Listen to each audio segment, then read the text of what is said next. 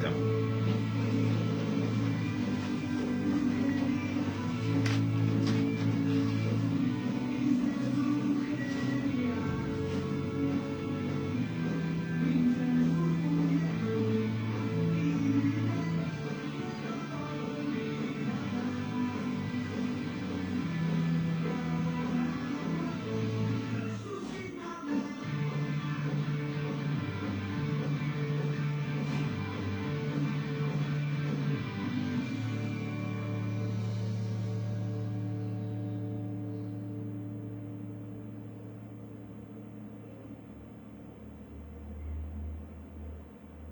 Entrevista probablemente equivocada.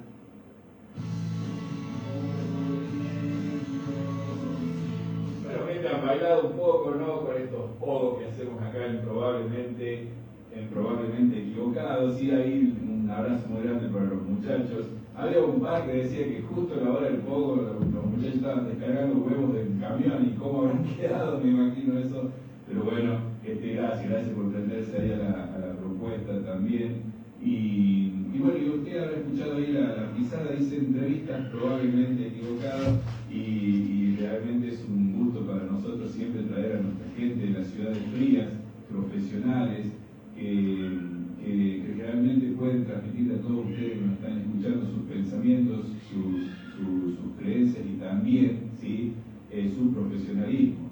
Y es un gustazo para nosotros tener en el día de hoy, probablemente equivocado. Y ya lo habíamos invitado algunas veces anteriores también, pero por cuestiones laborales no podía venir durante la semana, y disfrutamos de estar los sábados para poder charlar, en este caso, con el doctor José Luis Crede, ¿sí?, ex diputado de la provincia de Santiago del Estero, también fue legislador municipal, ¿sí?, y bueno, y es muy importante, quería hacer la mención del doctor Crede, de la generosidad que tiene de poner cosas muy importantes en su muro particular de Facebook, en donde allí comparte varios conceptos que siempre son por ahí engorrosos de conocer a la ciudadanía en general con respecto a las leyes, ¿no?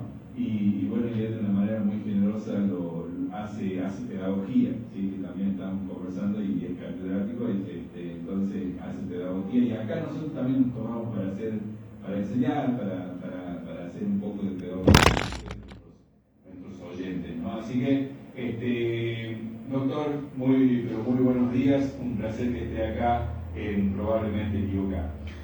Muy buenos días, un gusto grande asistir a su programa. Para mí siempre es un honor la invitación, y bueno, un saludo también para toda su distinguida audiencia, que siempre los escuchamos, así que muchas gracias. Bien, doctor, muchísimas gracias a usted. Y bueno, lo he traído para que charlemos sobre algo muy importante, y algo muy importante, que son lo que se va a dar el aniversario en este año 2023 de los 40 años de democracia, ¿sí? Nuestra Argentina, una patria joven, por decir de alguna manera, con respecto a esto, castigada por dictaduras militares, en donde realmente, si nos ponemos a pensar, es una democracia joven, ¿no? Y nosotros hablamos de la importancia de sostenerla. Por eso, o sea, ¿por qué es importante, si cree usted, si lo cree así importante, que podamos sostener la democracia argentina? Y bueno, y si por ahí nos cuenta también un poquito de lo que yo veo como muy importante, que ha sido el rol de Raúl Ricardo Alfonsín, ¿no?, para nuestra historia. Sí, usted lo ha dicho, la importancia y la trascendencia de cumplir 40 años de vida democrática ininterrumpida, y de que los distintos gobiernos que hemos tenido en los últimos años en la Argentina concluyan su mandato, es un paso muy importante. Usted ha dicho, invocar los 40 años de democracia en la República Argentina es, sin lugar a duda, acudir a la figura de Raúl Alfonsín. Raúl Alfonsín fue el protagonista de una verdadera invención, que fue la democracia republicana fundada en el Estado de Derecho. Toda nuestra historia democrática anterior correspondía a una idea democrática poco republicana, basada en la unanimidad del pueblo y de la nación, y expresada en un líder.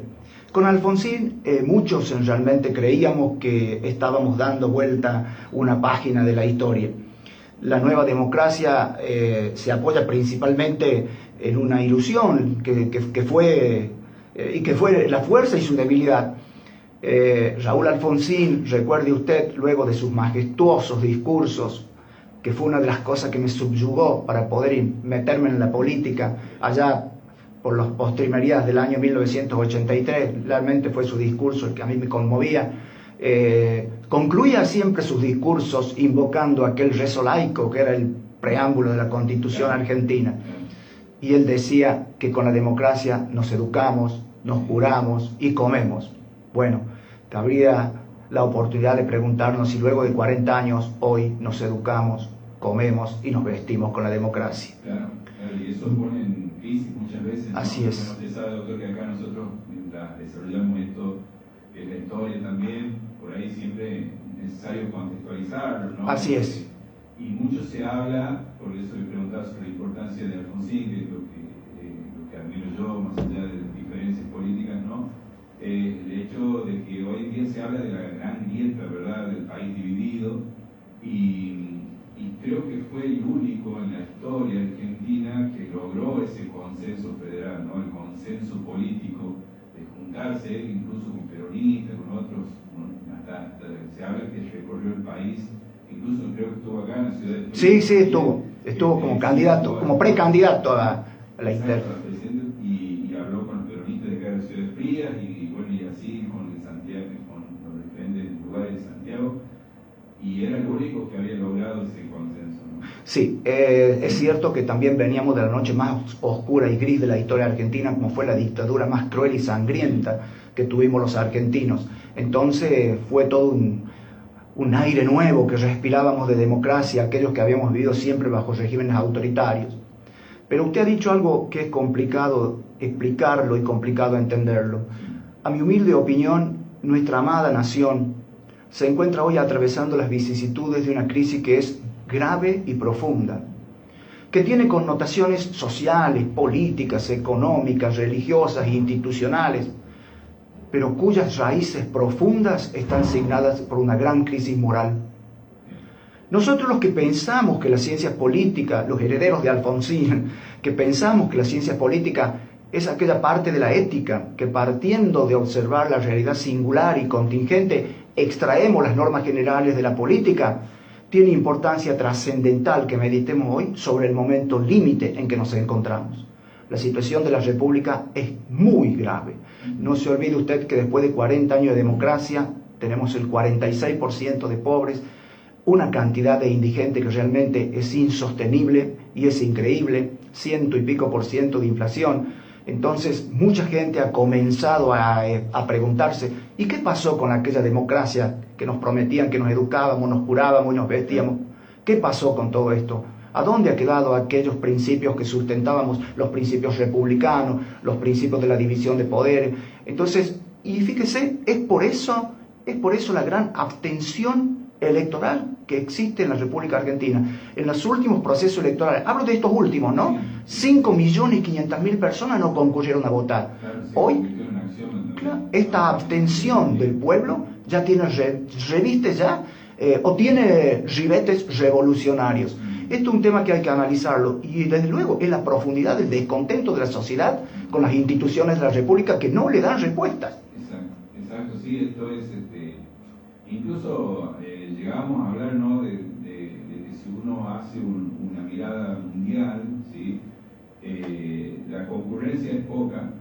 Y por otro lado... Pasó en España, fíjese, claro. No sé si usted ha visto ese video institucional del gobierno donde le trata de influir sobre las personas para que concurran a votar, y la importancia institucional que tiene el acto electoral, más allá de por quién voten. Claro, exacto, sí, aquí no estamos hablando de quién votar, sino de esto de, como decimos nosotros, de la concurrencia, que está en crisis, como usted lo dice, y que incluso lugares y potencias, mucha gente ve que en potencias mundiales no apuestan al régimen democrático, ¿sí? No están apostando a la democracia, pero bueno, ¿qué cargan ellos en sus espaldas? Ya muchas historias, muchas más historias que nosotros mismos, y por eso por ahí nosotros hablamos de esta democracia joven, y que si tenemos que comparar lo que usted dijo que es la verdadera la dictadura, ¿sí? que era lo que debíamos salir realmente y respirar este aire democrático,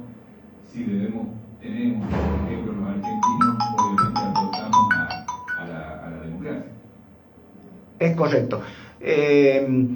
Nosotros en nuestro periodo democrático, ya que usted acudió a la figura de Alfonsín, hemos tenido hitos muy importantes. Yo creo que fue fundamental el juzgamiento a las juntas militares. Sí. Eso le devolvió institucionalidad, le devolvió un poco de futuro al país. Fue la primera vez que se hizo en la historia de la humanidad un juzgamiento a las juntas militares de este modo.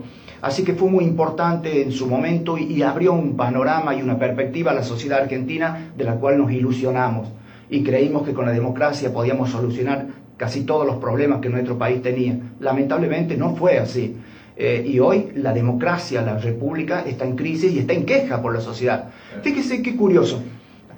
No hay ninguna observación particular a un candidato, pero leí en una encuesta que la mayor cantidad de votantes que tiene Milei, el de la Libertad Avanza, que tiene algunos conceptos que no son muy republicanos, que digamos, está entre los 16 y los 30 años de edad.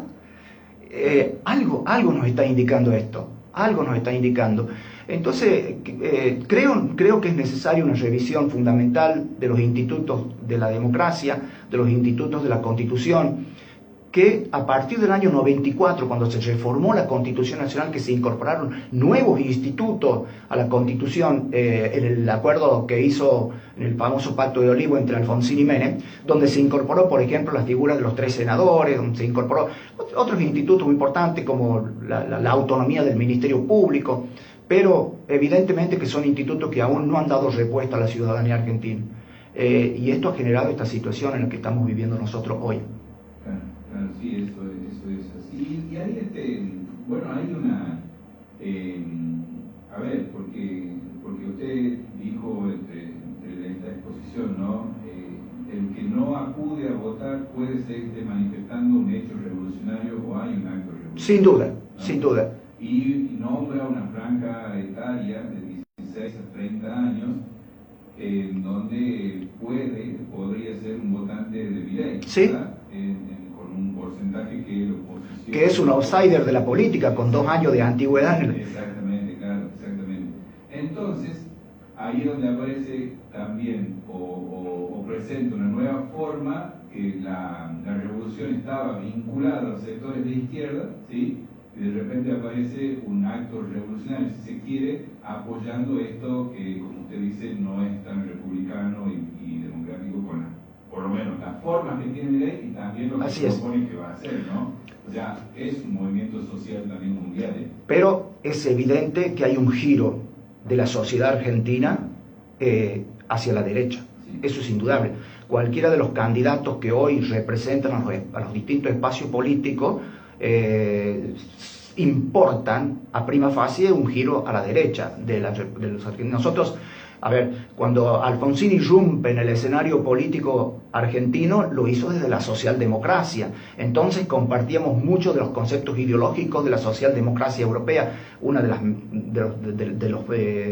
las vidrieras en las que se miraba Raúl Alfonsín.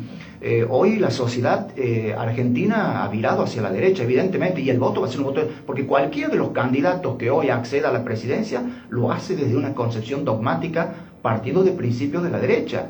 Y prueba de esto el crecimiento de este señor Milei. Bueno, creo que habían hecho un juego peligroso los medios de comunicación, la misma oposición, ¿verdad?, en posicionarlo.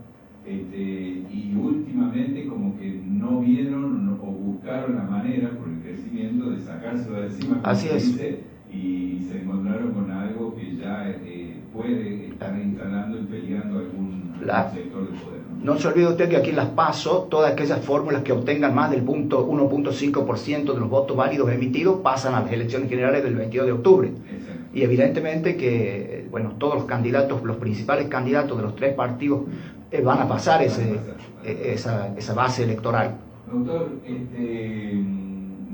haciendo un poco de historia, y ustedes de las leyes también nos van a poder explicar esto, ¿no? Porque se instalan las formas de voto, Sí, y siempre trajeron una opinión pública, eso, porque nosotros, y eso es bueno, ¿por qué? Porque aceptamos que el voto es súper importante en Argentina, y la pregunta es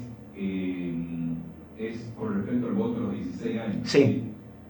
Que alguna figura también lo tuvo, ¿verdad? Cuando se decidió que vote también la mujer. Sí. El voto femenino fue después del voto del hombre, vamos a decir, los ciudadanos masculinos, aparece como un acto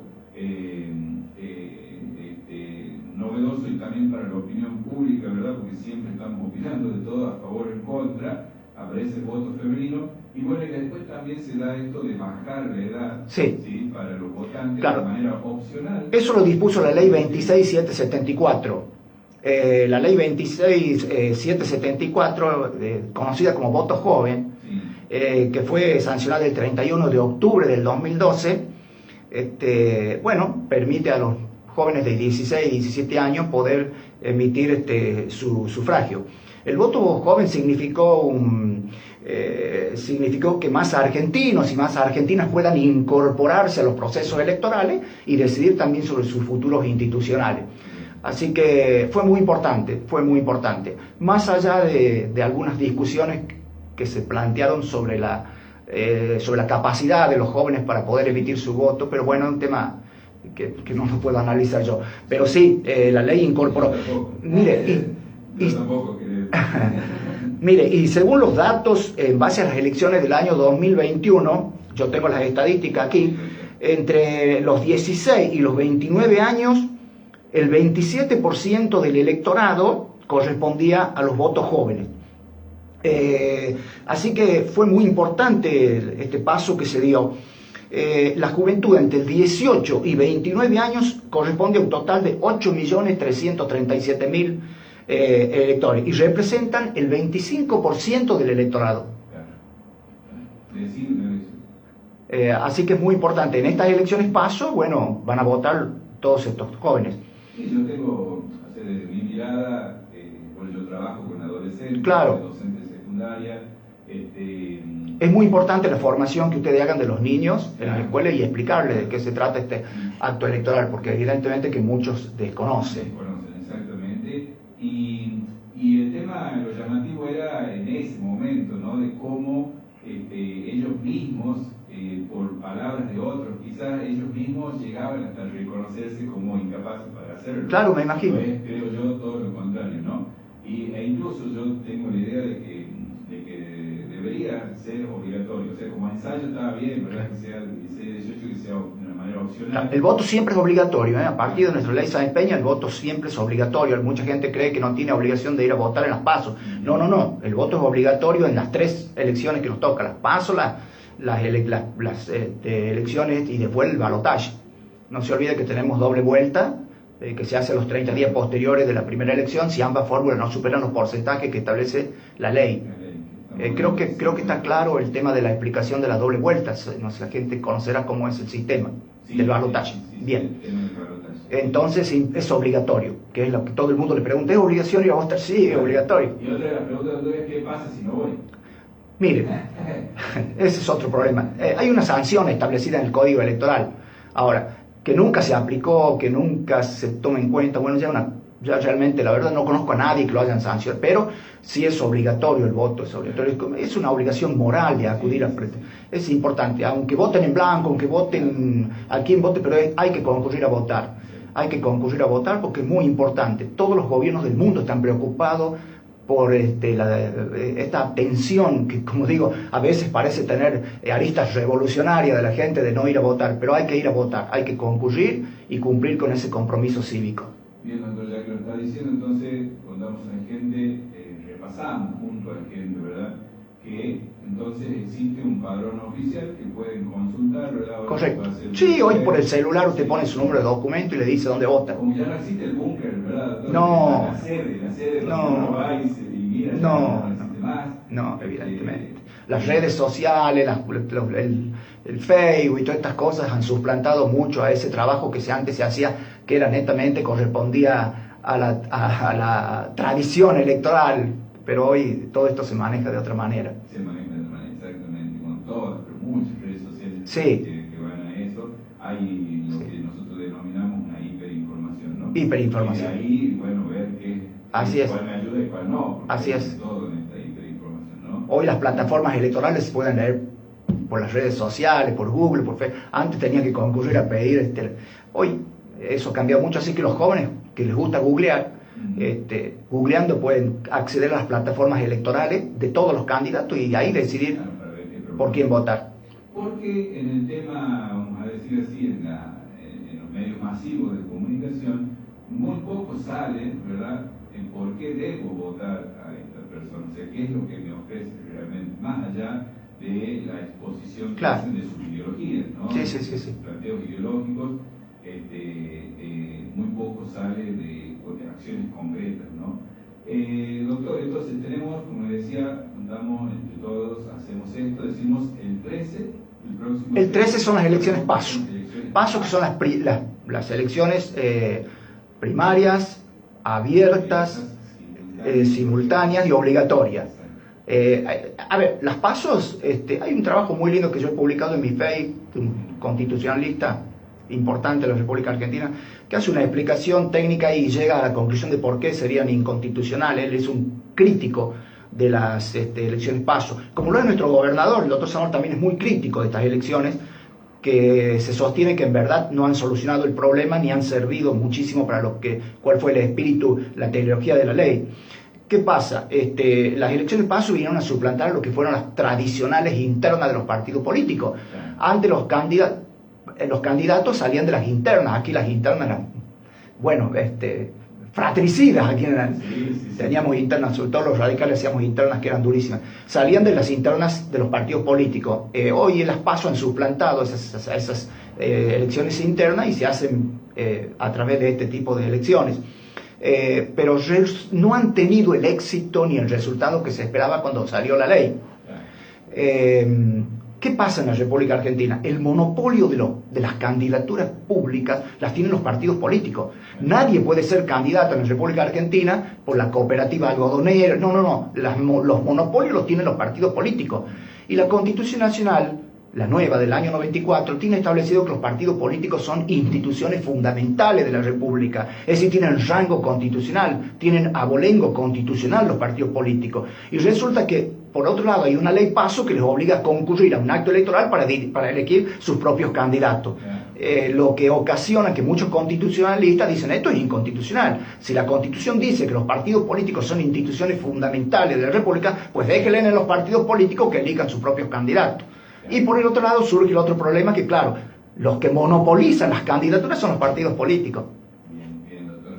Y de allí, entonces, como bien usted lo decía, aquellos votantes, que incluso hay lugares en donde son interminables listas, ¿verdad? Y hay muchísimos candidatos, y por lo general en Tucumán siempre... Sí, no, es impresionante Tucumán. En donde aquellos, sí, que no logren en la mayoría del 1,5% Sí. de electores, que el número, la verdad, no sé cuánto podría ser la cantidad de votantes, ahí recién van a participar de las... Así es, 1.5 de los votos válidos emitidos, ¿no? Exacto. Votos válidos emitidos. No del padrón electoral, sino de los votos válidos emitidos. Claro, de los votos válidos emitidos, de allí pueden participar entonces ya en las elecciones principales de octubre. El 22 de octubre serían las elecciones generales.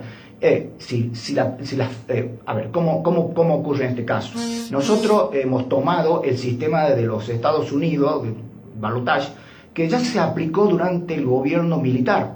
Se aplicó en su momento durante uno de los gobiernos militares. Es el sistema de la doble vuelta establecido en la Constitución Nacional. Para que una fórmula pueda consagrarse en la primera vuelta, tiene que superar el 45% de los votos. O bien, superando el 40%, una diferencia porcentual de 10 puntos con la segunda. ¿Está entendido? Sí. Bien. Si eso no acontece, pasamos a una segunda vuelta, que sería a los 30 días posteriores de la primera. Okay. En donde a la segunda vuelta concurren las dos fórmulas más votadas, nada más. Exacto. Las dos fórmulas. Así es. Muy posible, dicen, que suceda esta vez. Sí, y es muy posible. Algunos politólogos dicen que también es posible que se gane en primera vuelta y no haya balotaje. Es posible, la verdad que hasta... Y cómo están fallando también las encuestadoras y todo lo demás en sí. algunos países, en algunas provincias, en las elecciones provinciales que se han dado, se notó que falló mucho la... Sí, está muy complicado porque la gente está muy reacia a responder y a responder la verdad también. Ese es el tema. Así que han pifiado en varias encuestas. Esto viene ocurriendo de hace un par de elecciones atrás que vienen pifiando las encuestas. Es muy difícil hoy ocultar la opinión de las personas en su materia, en el voto. Por eso vienen pifiando las encuestas, pero bueno, en general los porcentajes que se manejan darían a entender de que habría segunda vuelta. Así es, doctor. Bueno, le agradezco mucho a la gente que está participando, ¿sí? A nuestros oyentes. Algunas de las preguntas ya las contestó usted. Por ejemplo, Héctor sí nos manda un saludo, le manda un saludo a usted también. Gracias, muy amable. Y pregunta, bueno, eso quizás no lo sabemos nosotros, pero algo ha dicho el doctor, ¿no? Por ahí el descontento general sí. Que tiene que ver de por qué la gente no vota o por qué vota en blanco, ¿no? Y Santiago también le manda saludos. Gracias. Y pregunta si es constitucional la obligatoriedad del voto, que usted lo había respondido. Sí, en otros países es totalmente voluntario, como en Estados Unidos no es obligatorio, pero en la Argentina el voto es obligatorio a partir de la ley Sáenz Peña, secreto obligatorio. ¿Qué pasa en realidad? No nos olvidemos que los pueblos cobran a través de sus años de existencia el pago por el cumplimiento que una generación responsable les fijó el destino. El pueblo a veces es mucho más inteligente de lo que nosotros creemos, porque seamos sinceros, también ha habido una subestimación grosera de los sectores políticos hacia la opinión de la sociedad. Hoy la sociedad está recobrando otra dimensión, no nos equivoquemos. Vuelvo a repetirle, la abstención electoral tiene ribetes revolucionarios. Entonces hay que convencerlo a la sociedad de que con la democracia podemos volver a tener una institucionalidad en la República. Este es el descrédito, hay mucho descrédito hacia las instituciones hoy de la República, la justicia. Claro, sí, doctor. Y bueno, y otra de las cosas que había planeado que hablemos, ¿no? Es en este marco de decir, con muchas dudas, podemos decir que tenemos que sostener realmente la democracia. Es el único sistema que conocemos, es el único, no tenemos otro, que es perfectible, que es necesario revalorizar las instituciones de la Constitución, todo lo que usted me quiera decir, pero es el único sistema que tenemos, no conocemos otro. Claro, tenemos que organizarlo y obviamente. desde la democracia. El problema no es la democracia, el problema son aquellas personas que ejercen los cargos políticos. Como le digo, yo creo que la crisis de este país es moral. Hay una crisis moral muy grande, entonces es necesario revertir todos estos conceptos. ¿Qué es política? A ver, si usted me dice, doctor, ¿qué es política? Y hay una definición muy clásica y común. Política es ciencia, arte y virtud de bien común, el conjunto de bienes espirituales, materiales y morales que configuran un clima, un medio exterior que le dan a cada hombre la posibilidad de desarrollarse en su propia vocación. Jacques Maritain, que estamos en la iglesia, Jacques Maritain decía la buena vida humana de la multitud. Y si usted lee cualquiera de las encíclicas papales, ya que estamos acá con el padre, Mater Magistra, Popularum Progresso, 40º año, Lumen Gentium, Gaudium et Spes, cualquiera, la que usted quiera leer, traducen el eco de tradición secular de los hombres naturalmente ordenados a vivir en sociedad. Aquel que no necesita del Estado para vivir, aquel que no necesita de la sociedad, ¿es un bruto o es un dios? No hay otra explicación. Necesitamos del Estado, somos parte del Estado. Entonces no conocemos otro sistema para que funcione la República más que la democracia.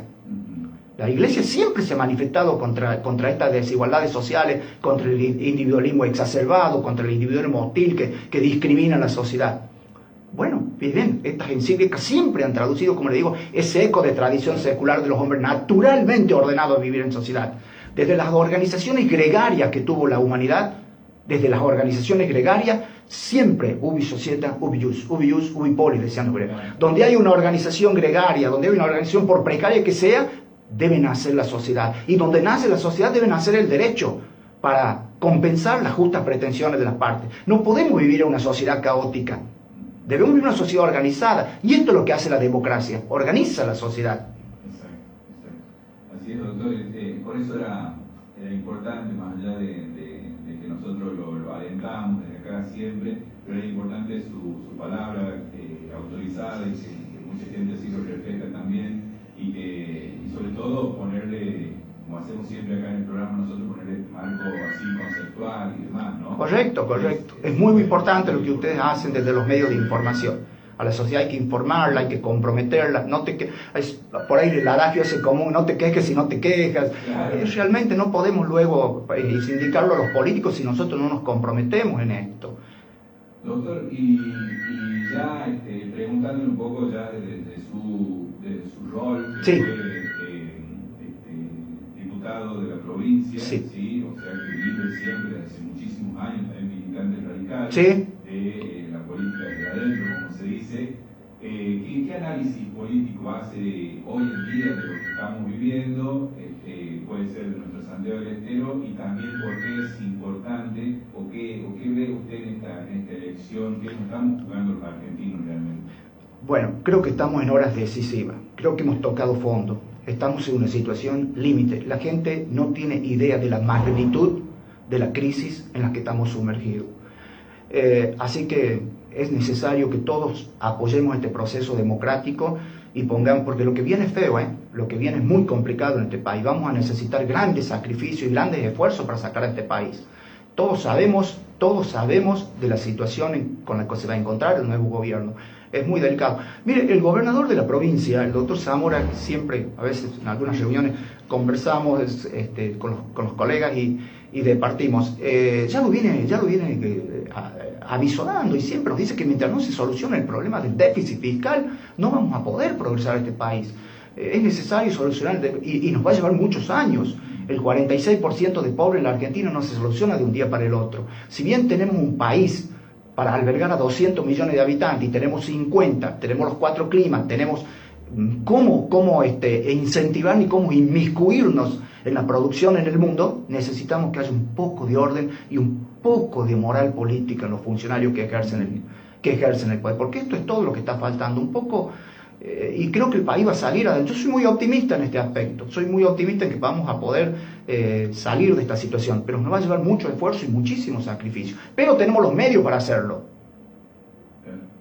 Así que hay que concurrir, votar, apoyar a quien nosotros creamos, apoyar este proceso democrático. No nos olvidemos una cosa, fíjese usted que ahora el equilibrio político va a ser mucho mayor que en otras épocas, porque no va a haber mayoría propia en el Senado, no va a haber mayoría propia en la Cámara de Diputados, va a haber un equilibrio político importante. Los gobernadores van a tener un rol fundamental en el próximo proceso constitucional.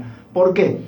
Porque tanto el radicalismo como el peronismo se han convertido en fracciones políticas que defienden sus distintos territorios provinciales, en corporaciones políticas, en confederaciones políticas. Entonces va a ser muy importante el rol de los gobernadores y el rol de los legisladores que nosotros llevemos a la Cámara. Es muy importante que Santiago del Estero pueda tener los legisladores, el mayor número de legisladores posibles en Santiago, en la capital, en el Parlamento Nacional, para poder seguir sustentando un proyecto provincial, poder seguir recuperando Santiago del Estero, inmiscuirlo en la producción nacional que tanto ha costado y de lo cual estamos orgullosos de la forma en que nos hemos incorporado.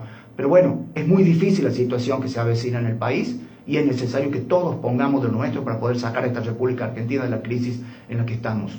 Claro, porque inclusive pensamos, ¿no?, que esto de la democracia y sostener y por qué no festejar también los 40 años de democracia, hace justamente que nosotros podamos acá en un espacio abierto, en una radio, en las redes sociales, como bien lo decía usted, podamos charlar de esto. Seguro. Hablar de esto, preocuparnos, criticarnos y hasta incluso estar descontentos de todo esto. Seguro, para eso la democracia, para disentir. Correrme de esto si quiero también, ¿no? Los gobiernos donde hay una unanimidad de pensamiento son los gobiernos autoritarios, dictatoriales, mesiánicos. La democracia es para disentir, justamente.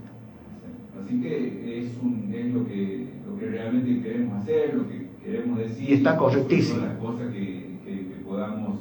Es lo correcto. Radio abierta, donde nos está escuchando un montón de gente, ¿sabes? Llegamos a Santa Catarina. Excelente. Y cada uno de esas personas que nos están escuchando, un público por lo general mayor de edad, sabe que entonces todos podemos sostener la democracia y, como bien usted decía, ir a votar. Usted sabrá quién. Usted lo ha dicho.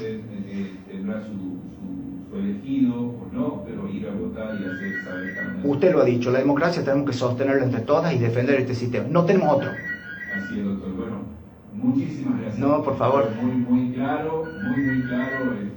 Creo que es lo que necesitamos realmente. Y bueno, si usted quiere, ya sabe que puede venir. Cuando usted quiera. A mí me encanta, así que me invita cuando usted guste. Podemos hablar de muchos temas con usted, como les digo. Muy bien. Visitar el Facebook del doctor, sí, José Luis Fede, ahí en Facebook, donde él también, como les decía, de esa manera que no... Sí, ahí siempre explicamos algunos temas para que entiendan. Exacto, así que... Muchas gracias, muy amable. Agradecido y espero que se haya sentido cómodo acá en el radio. Comodísimo. Programa y bueno, y poder desarrollar esto así de la manera que usted lo hace. Muchas gracias. Muy amable. Gracias. El doctor José Luis Fede, acá, en Probablemente Equivocado, la importancia de sostener la democracia, 40 años de nuestra democracia y conceptos fundamentales con respecto a lo que se viene. ¿Sí? El 13 de agosto, elecciones PASO acá en la Argentina. Probablemente Equivocado. Muy bien, Ever. Espectacular, doctor. Gracias. ¿Qué amigo usted? No, por favor, No, por gusto. suerte. Estamos en contacto, ¿sí? Gracias, Cualquier vamos a cosita lo molesto, No, a su orden. Muchas gracias. Gracias.